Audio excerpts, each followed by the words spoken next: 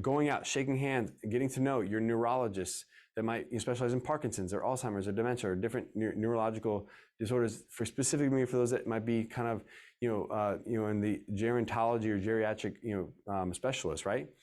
Social workers, discharge planners, building relationships with them, building relationships with case managers that may be a part of like larger hospital or physician systems, support groups like Alzheimer's Association, things like that. Parkinson's might have some support groups, like getting involved and plugged into those things. And of course, your senior resource services. Go and shake hands, meet people, and make sure you're building those long-term relationships. But remember, it's awareness. These are not lead gen.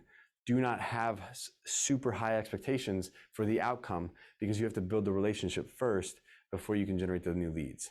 And the reason why I put it in this order is because neurologists are going to see way more people per day than maybe an elder law attorney. So my point is, like, I kind of put it in order of like, okay, these people are seeing more people that are more than likely going to be my ideal client, right? So that's why I'm targeting them in that order.